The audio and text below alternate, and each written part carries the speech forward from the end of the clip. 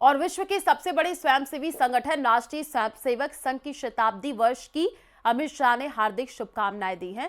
RSS का शताब्दी वर्ष की हार्दिक शुभकामनाएं गृह मंत्री अमित शाह ने शुभकामनाएं दी हैं। आरएसएस के सभी साधकों को नमन, अमित शाह ने लिखा है। और स्वयंसेवकों प्रचारकों का समर्पण ने सिद्ध किया, राष्ट्र सेवा के लिए जीवन समर्पित करना आसान नहीं है, ये कहा गया है। और मुझे गर्व है कि मैं भी एक स्वयंसेवक हूं, तो गृह मंत्री अमित शाह ने शुभकामनाएं दी हैं। आरएसएस के शताब्दी वर्ष की शुभकामनाएं दी गई है। मुझे गर्व है कि मैं एक स्वयं सेवक हूं, ये कहा गया है गृह मंत्री अमित शाह की तरफ से।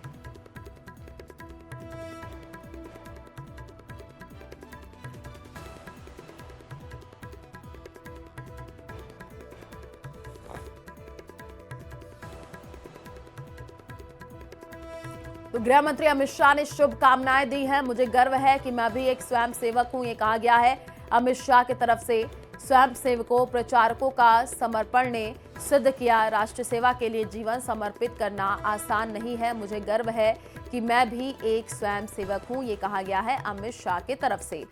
देखिए, आरएसएस के शताब्दी वर्ष की शुभकामनाएं अमित शाह ने दी हैं। आरएसएस के सभी साधकों को नमन, अमित शाह ने लिखा है। स्वयं सेवकों प्रचारकों का समर्पण ने ये सिद्ध किया, राष्ट्र सेवा के लिए जीवन समर्पित करना आसान नहीं है। तो आरएसएस का विजयादशमी उत्सव गृह मंत्री अमित शाह ने शुभकामनाएं दी हैं। आरएसएस के सभी साधकों को उन्होंने नमन भी किया है। तो बड़ी खबर इस वक्त आपको बता रहे हैं, आरएसएस के शताब्दी वर्ष की शुभकामनाएं अमित शाह ने दी हैं।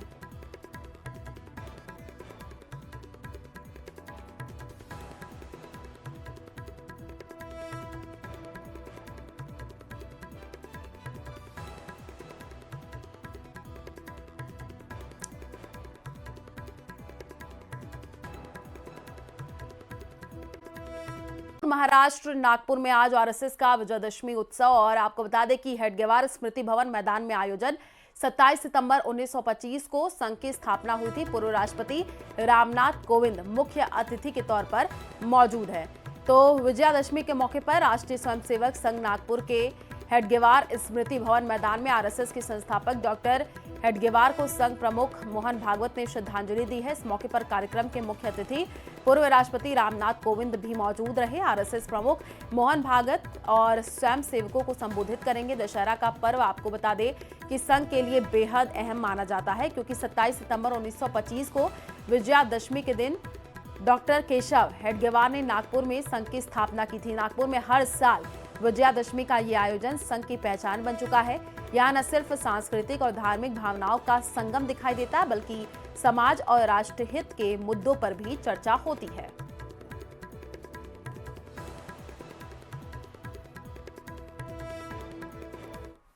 राष्ट्रपति के अपने कार्यकाल में भी मुझे चित्रकूट जाकर उनके द्वारा किए गए व्यापक परिवर्तन को देखने का सौभाग्य मिला।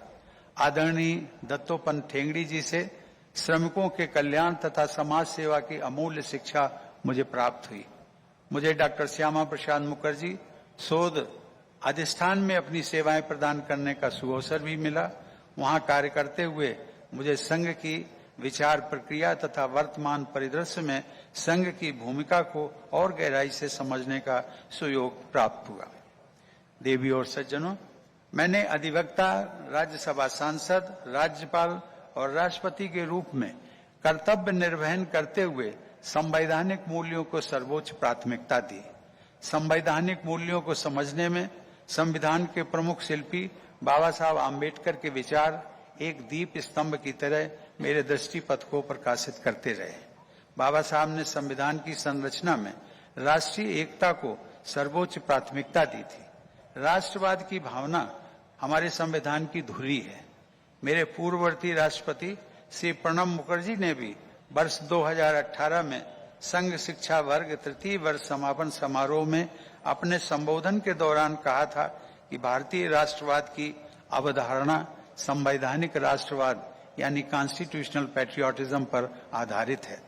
बाबा साहब भी कहा करते थे कि संविधान की व्यवस्था उपलब्ध हो जाने के बाद प्रत्येक समस्या का समाधान संविधान की व्यवस्था के अंतर्गत ही किया जाना चाहिए। मैं एक बाबा साहब का जो अंतिम भाषण था 25 नवंबर 1949 को संविधान सभा में उन्होंने दिया था। उस ऐतिहासिक भाषण के संबोधन में उन्होंने कुछ चिंताएं व्यक्त की थी, जो मुझे संघ की चिंताओं और चिंतन में भी दिखाई पड़ती है। बाबा साहब ने अपनी इतिहास दृष्टि से जो सामाजिक कमजोरी संविधान सभा के सामने प्रस्तुत की थी, उसे एक अंग्रेजी कहावत में इस प्रकार व्यक्त किया जाता है, united we stand, divided we fall. यानी जहां एकता है वहां अस्मिता है, जहां विभाजन है वहां पतन है। डॉक्टर हेडगेवार भी कहते थे कि विदेशियों ने हमें प्रताड़ित करने के लिए हमारे ही भाइयों के हाथों में लाठी पकड़ा दी। हम असंगठित और विभाजित रहे। देवी और सज्जनों,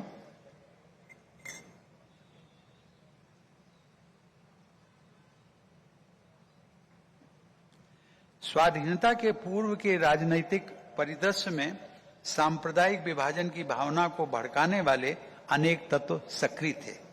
लोगों में सांप्रदायिकता से ऊपर उठकर राष्ट्र प्रेम को प्राथमिकता देने का संदेश प्रसारित करने के लिए बाबा साहब के समकालीन जो नेता थे, अनेक प्रबुद्ध व्यक्तियों का मानना था कि जनता के बीच हम सबको ये जाकर कहना चाहिए कि सबसे पहले हम भारतीय हैं, उसके बाद ही हम हिंदू, मुसलमान, सिख या ईसाई हैं। परंतु भारतीयता के बारे में बाबा साहब की सोच कहीं अधिक व्यापक थी। वे कहा करते थे कि जनता के बीच हमें ये कहना चाहिए कि हम पहले भी भारतीय हैं, बाद में भी भारतीय हैं और अंत में भी भारतीय हैं। देवी और सज्जनों, मैं मानता हूं कि प्रत्येक भारतीय को संघ के एकात्मता स्तोत्र को अवश्य पढ़ना चाहिए। इस स्तोत्र में भारतीय इतिहास, भूगोल, संस्कृति, जीवन मूल्यों और सामाजिक समावेश तथा समरसता की श्रेष्ठ अभिव्यक्ति विद्यमान है।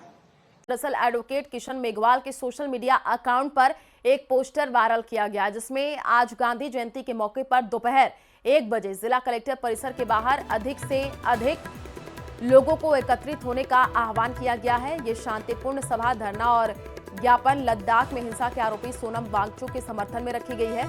आपको बता दें कि लद्दाख में हुए आंदोलन में हिंसा के बाद सोनम वांगचुक को गिरफ्तार करके जोधपुर सेंट्रल जेल लाया गया था। फिलहाल जोधपुर सेंट्रल जेल में ही बंद है। आज विजयादशमी और गांधी जयंती है। आज भी इस चर्चा के मद्देनजर पुलिस और सुरक्षा एजेंसियां अतिरिक्त सतर्कता बरत रही हैं।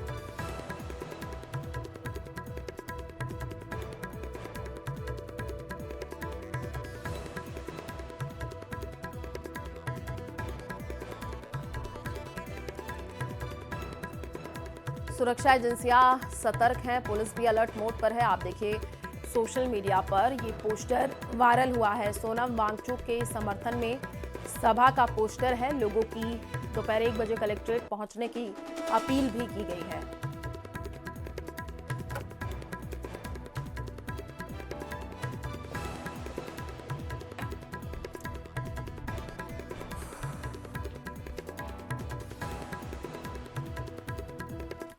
तो वहीं जोधपुर पुलिस कमिश्नरेट में अनैतिक गतिविधियों के खिलाफ ताबड़तोड़ कार्रवाई जारी है। वहीं आपको बता दें कि मंगलवार को पुलिस ने 10 करोड़ के ऑनलाइन गेमिंग फ्रॉड का भंडाफोड़ किया है और बुधवार देर शाम को पुलिस कमिश्नर ऑफिस की टीम ने शास्त्री नगर थाना क्षेत्र में 2 स्पा सेंटरों पर छापेमारी करके 8 महिला 7 युवकों को गिरफ्तार किया है।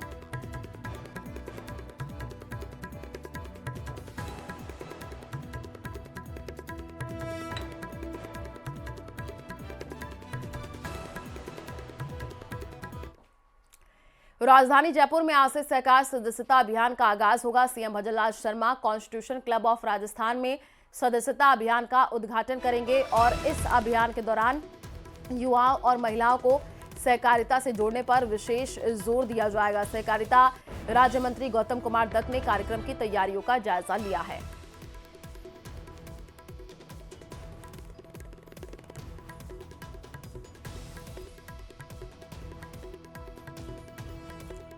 तो सहकार सदस्यता अभियान आज से शुरू होगा। बड़ी खबर उस वक्त आपको बता रहे हैं।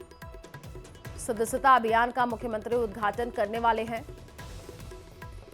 कॉन्स्टिट्यूशन क्लब ऑफ राजस्थान में इसका आयोजन किया जाएगा। सहकार सदस्यता अभियान आज से शुरू होने जा रहा है। बड़ी खबर उस वक्त आपको जयपुर से बता रहे हैं, जहां पर सहकार सदस्यता अभियान आज से शुरू होगा। कॉन्स्टिट्यूशन क्लब ऑफ राजस्थान में इसका आयोजन होना है। बड़ी खबर, सहकार सदस्यता अभियान की शुरुआत होने जा रही है। तो मुख्यमंत्री उद्घाटन करेंगे। बड़ी जानकारी इस वक्त आपको दे रहे हैं। सहकार सदस्यता अभियान आज से शुरू होने जा रहा है। सीएम भजनलाल जो है इसका उद्घाटन करने वाले हैं। कॉन्स्टिट्यूशन क्लब ऑफ राजस्थान में इसका आयोजन होना है।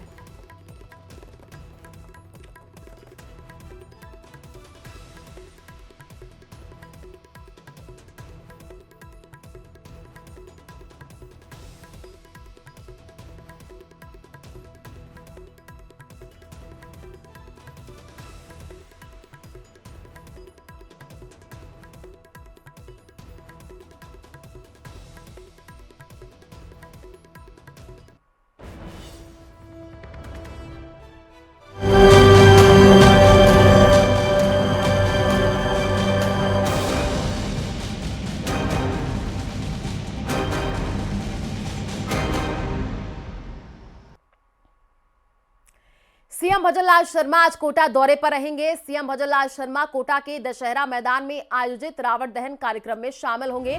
इस मौके पर लोकसभा स्पीकर ओम बिरला मौजूद रहेंगे। इस बार रावण दहन कार्यक्रम कई मायनों में खास होगा। इस बार यहां 221 फीट ऊंचा वाटर प्रूफ रावण का पुतला बनाया गया है। इस मौके पर कई कार्यक्रमों के साथ ही आसमान में शानदार आतिशबाजी का नजारा देखने को मिलेगा। बड़ी खबर इस वक्त आपको बता रहे हैं। सीएम भजनलाल शर्मा का आज कोटा दौरा रहने वाला है। सीएम भजनलाल शर्मा कोटा के दशहरा मैदान में आयोजित रावण दहन कार्यक्रम में शामिल होंगे और इस मौके पर लोकसभा स्पीकर ओम बिरला मौजूद रहने वाले हैं। इस बार रावण दहन कार्यक्रम कई मायनों में बहुत खास रहने वाला है। इस बार यहां 221 फीट ऊंचा वाटरप्रूफ रावण का पुतला बनाया गया है। इस मौके पर कई कार्यक्रम होने हैं। साथ ही आसमान में शानदार आतिशबाजी का नजारा भी देखने को मिलेगा। लोकसभा स्पीकर ओम बिरला भी साथ में ही मौजूद रहेंगे। इस वक्त की ये बड़ी खबर आपको बता रहे हैं। बड़ी जानकारी, दशहरा मैदान में कार्यक्रम का आयोजन होना है। कोटा दौरे पर सीएम भजनलाल शर्मा रहने वाले हैं। बड़ी खबर इस वक्त आपको बता रहे हैं।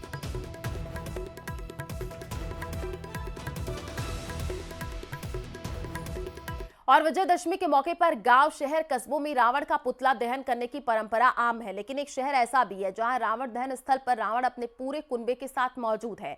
जो यहां हम बात करें झालावाड़ के झालापाटन की, जहां रावण मंदोदरी विभीषण के साथ सोते हुए मुद्रा में कुंभकर्ण, मेघनाथ और रावण के सेवक द्वारपाल यानी पूरा का पूरा रावण दरबार यहां हमेशा रहता है। जानकारी के अनुसार रावण परिवार के इन पुतलों का निर्माण यहां रियासत काल में मिट्टी से किया जाता था, लेकिन अब नगर पालिका ने इन्हें सीमेंट में स्थायी रूप से बना दिया है।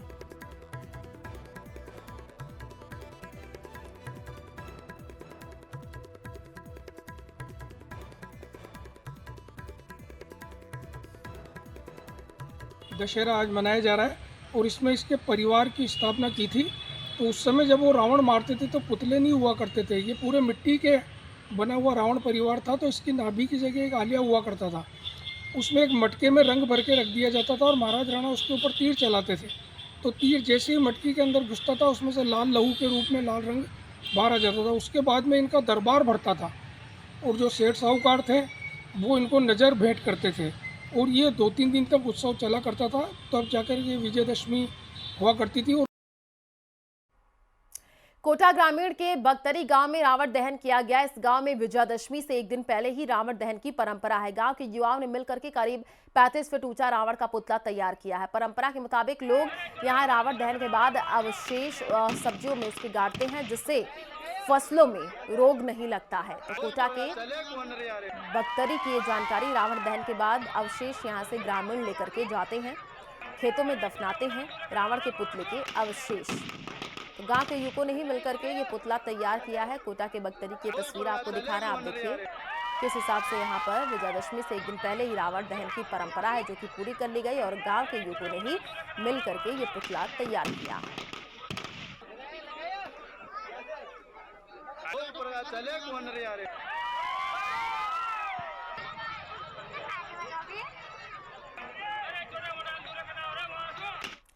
मुख्यमंत्री भजनलाल शर्मा ने गांधी जयंती के अवसर पर जयपुर में सचिवालय स्थित महात्मा गांधी की प्रतिमा पर पुष्पांजलि अर्पित की है। उन्होंने पूर्व प्रधानमंत्री लाल बहादुर शास्त्री को भी उनकी जयंती पर श्रद्धांजलि अर्पित की है।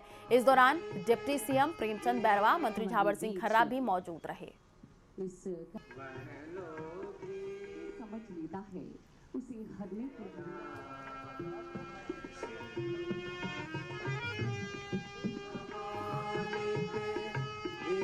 हमारे बीच इस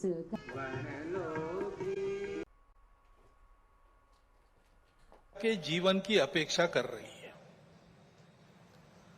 परिस्थिति एक सी नहीं होती, अनेक रंगों की होती है। तो परिस्थिति में बहुत कुछ अच्छा है, इसलिए बीता कालावधि 1 वर्ष का हमारी आशाएं और विश्वासों को भी दृढ़ करता है और हमारे सामने पुरानी और नई जो चुनौतियां उपस्थित है उनको अधिक स्पष्ट करने वाला भी वही कालावधि है। जैसे प्रयागराज में एक विशाल महाकुंभ हुआ, आधुनिक व्यवस्थापन के सारे कीर्तिमान तोड़कर एक जागतिक विक्रम तो उसने प्रस्थापित किया ही, लेकिन संपूर्ण भारत में श्रद्धा और एकात्मता की एक लहर उसने दौड़ा दी। पिछले साल एक दुर्घटना पहलगाम की भी हुई, हमला हुआ सीमा पार के आतंकियों के द्वारा, 26 भारतीय नागरिकों की उनका धर्म पूछकर हत्या की। लेकिन उसके चलते सारे देश में प्रचंड दुख और क्रोध की लहर पैदा हुई। पूरी तैयारी करके सरकार ने, हमारी सेना ने उसका बहुत पुरजोर उत्तर दिया। सारे प्रकरण में हमारी नेतृत्व की दृढ़ता, हमारी सेना का शौर्य, कौशल्य और समाज की एकता और दृढ़ता का एक उत्तम चित्र प्रस्थापित हुआ। और यह भी वह घटना हमको सिखा गई कि यद्यपि हम सबके प्रति मित्र भाव रखते हैं और रखेंगे, फिर भी अपने सुरक्षा के विषय में हमको अधिकाधिक सजग रहना पड़ेगा, समर्थ बनना पड़ेगा। क्योंकि इस घटना के बाद दुनिया में विभिन्न देशों ने अपनी अपनी जो भूमिका ली, उसमें हमारी ये भी ध्यान में आया कि हमारे मित्र कौन कौन है और कहां तक है। देश के अंदर भी अशांति फैलाने वाले असंवैधानिक उग्रवादी या संविधान विरोधी कहिए उग्रवादी नक्सली आंदोलन पर शासन और प्रशासन की दृढ़ कार्रवाई भी हुई और उनके अनुभव से उनके विचारधारा का खोखलापन और उनकी क्रूरता का अनुभव होने के कारण समाज भी उनसे मोहभंग होकर विमुख हो गया। लेकिन उनका नियंत्रण तो हो जाएगा, परंतु अब ये उस क्षेत्र में एक बड़ी जो बाधा थी वो दूर होने के बाद उस क्षेत्र में न्याय की स्थापना हो, विकास वहां तक पहुंचे, सद्भावना, संवेदना और सामरस्य वहां स्थापित हो, इसके लिए समाज की भी और शासन प्रशासन की भी योजनाएं चलनी पड़ेगी। क्योंकि इनका अभाव ही ऐसे उग्रवादी ताकतों के पनपने का कारण बनता है। इससे त्रस्त मनुष्य दूसरा कुछ उपाय दिखता नहीं, इसलिए निराश होकर उनको प्रश्रय देता है। ये न हो इसलिए ऐसी योजनाओं की आवश्यकता है। आर्थिक क्षेत्र में भी हम आगे बढ़ रहे हैं। ऐसा जो प्रचलित परिमाण है दुनिया के, उसके आधार पर कहा जा सकता है हमारा देश आर्थिक क्षेत्र में आगे बढ़े, इसलिए आर्थिक जगत के हमारे उद्योगी बंधु, विशेषकर तरुण उद्योजक, इनमें एक मादा भी दिखता है, उत्साह भी दिखता है, इच्छा आकांक्षा भी दिखती है। परंतु ये जो प्रचलित अर्थ प्रणाली है सारी दुनिया में वही है, तो सारी दुनिया के अनुभव में उसके कुछ दोष भी आ रहे हैं। विकास के इस प्रकार के पद्धति से अमीरी और गरीबी का अंतर बढ़ता है। आर्थिक सामर्थ्य कुछ चंद हाथों में एकत्रित होता है। शोषण करने के लिए एक नया सुरक्षित तंत्र इसमें से खड़ा हो सकता है, चिंता नहीं की तो। पर्यावरण के हानि की समस्या खड़ी हो जाती है और मनुष्यों के आपसी व्यवहार में कई प्रकार की व्यापारिक दृष्टि और अमानवीयता की बातें प्रवेश कर जाती है।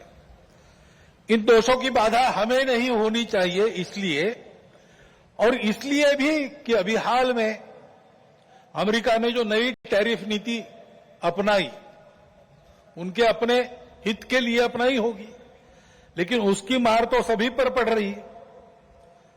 इसलिए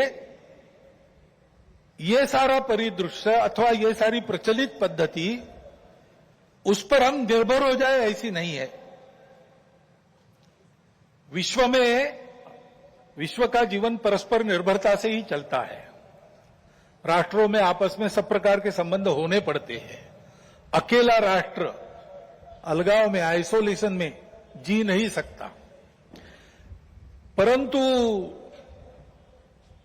ये निर्भरता मजबूरी में न बदल जाए, क्योंकि वो कब बदलेगी, कैसे बदलेगी, उसका कोई पता नहीं। और इसलिए इस निर्भरता को मानते हुए, विश्व जीवन की एकता को मानते हुए, हमको इसको मजबूरी न बनाते हुए जीना अगर है तो स्वदेशी और स्वावलंबन का कोई परिणाम नहीं, कोई पर्याय नहीं। हमको आत्मनिर्भर होना पड़ेगा, स्वावलंबी जीवन जीना पड़ेगा, स्वदेशी का उपयोग करना पड़ेगा और फिर भी अंतर्राष्ट्रीय संबंधों का सब प्रकार के, राजनयिक हो, आर्थिक हो, व्यापारिक हो, इन सबका जतन हमको करना पड़ेगा। लेकिन उसमें मजबूरी नहीं होगी, हमारी अपनी इच्छा होगी, हमारा अपना सद्भाव होगा, ऐसा हमको बनना पड़ेगा। प्रचलित पद्धति जो है